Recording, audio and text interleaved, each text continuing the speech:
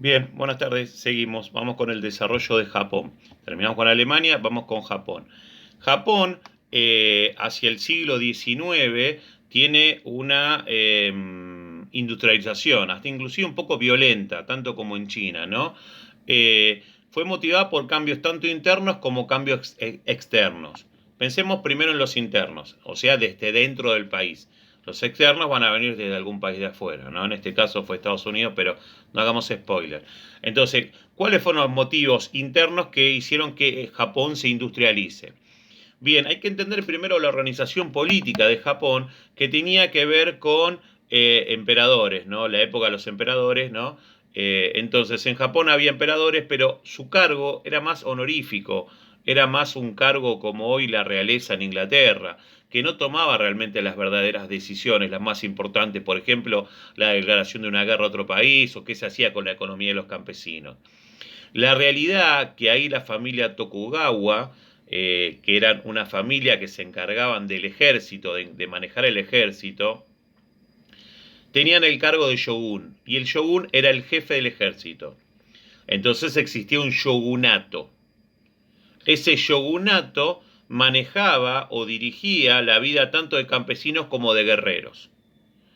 Ahora bien, tanto campesinos como guerreros que vivían en una época muy feudal, no estaban muy conformes con esa situación. Empezaban a ver cómo grandes ciudades empezaban a aparecer muy cerca de ellos, donde había mucha posibilidad de comerciar, la gente no nacía en un lugar y se quedaba ahí como el campesino que nació campesino y se moría campesino, y el guerrero que nació llegó a la guerra y si no hacía otra, eso no puede ser otra cosa. El comerciante viajaba, conocía otros países, traía cosas nuevas, elementos que en otro momento el campesino no podía comprar. Entonces, esa cuestión interna de descontento con el feudalismo y con el shogunato, sin ninguna duda, hizo que en una primera vuelta de tuerca o así nomás rápidamente se pueda generar una revolución y que estén en contra del feudalismo y que obviamente quieran que la cosa empiece a cambiar. Ahora bien, desde la cuestión externa, el impacto inicial provino desde América. Entonces, por ejemplo, tan pronto como China, después de la guerra del opio, ellos se vieron obligados a abandonar la política de aislamiento comercial. China comerciaba con China, Japón comerciaba con Japón internamente. Bueno, tuvieron que abandonar esa idea de aislamiento comercial. Entonces, países como América, países como Estados Unidos, no América, países como Estados Unidos empezaron a mirar Japón como algo, epa, acá hay algo interesante. Después de 1870, la electricidad, el petróleo y el gas, como habíamos hablado, fueron utilizados como fuente de energía. De esa forma, también en Japón se genera la industrialización. Ahora bien, el uso de la electricidad y el petróleo fueron alternativas al carbón, eso ya lo vimos, y marcaron una nueva era para Japón. Ahora bien, Rusia y los Estados Unidos fueron las primeras potencias en prestar atención a Japón. ¿Prestar atención en qué sentido? En verlo como un lugar potable para el comercio, en verlo como un lugar interesante para el comercio.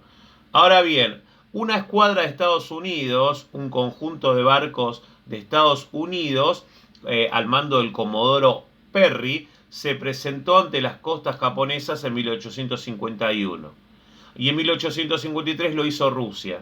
Esa presión de barcos comerciales, no de guerra, de barcos comerciales, hizo que Japón se terminase de decidir sobre la industrialización y la europeización, o la occidentalización, mejor dicho, de sus ideas políticas. Entonces, hasta este punto de la historia, los japoneses carecían de armas, por ejemplo, armas modernas. Imagínense, estamos hablando de samurái, lo que habían eran espadas.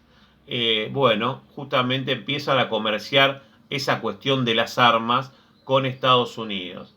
Ahora bien, eh, entonces, de esta manera, con la aparición de barcos extranjeros, en este caso de barcos americanos, se dieron cuenta que no tenían las armas para combatir con el mundo o no estaban a la altura de lo que otros países tenían. Entonces, Estados Unidos y Rusia en los primeros años de la segunda mitad del siglo XIX empiezan a comerciar, a abrirse, Japón empieza a abrirse a ellos. Después, obviamente, fue Francia, también lo hizo Holanda, que empezó a tener actividad comercial. El shogunato acepta a regañadientes, no muy conforme, esa apertura de Japón. Pero al hacerlo rápidamente pierde la popularidad en el interior del país, porque veían cómo le llega la cultura de otros países y ven cómo otros países, no sé, existía una cierta democracia, los derechos del pueblo, ciertas cosas que en Japón no estaban existiendo. De cierta manera, ciertos japoneses o la parte que más apoyaba a los shogun, empieza un odio hacia el extranjero también, porque estaba haciendo que la cultura japonesa cambiara. Entonces, la prolongada era del shogunato de la familia Tokugawa terminó en revolución en 1868, cuando el pueblo dijo basta. ¿Okay? Un puñado de hombres se adueñó del poder con el pretexto de restaurar al emperador Meiji en el lugar real de un emperador, donde el emperador pueda tomar realmente todas las decisiones. Entonces, de esa manera, Meiji retoma todos los privilegios que había perdido o que tenía un poco olvidados. Japón estaba en ese momento firmemente lanzado a una política de modernización y occidentalización, pero una occidentalización dirigida a lograr una independencia respecto a la política europea y americana. A ver, lo que nos gusta lo tomamos, pero no nos vamos a convertir en Europa, no nos vamos a convertir en americanos. En verdad, con el tiempo terminó pasando, pero la idea de restaurar a Meiji en el poder con todos los privilegios del emperador era aprovechar lo bueno de esta nueva cultura que aparecía.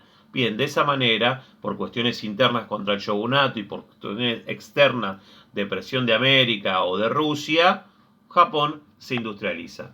Bueno, les mando un abrazo, les dejo para que lean el desarrollo de Estados Unidos y luego hacen una actividad. Les mando un abrazo. Chao.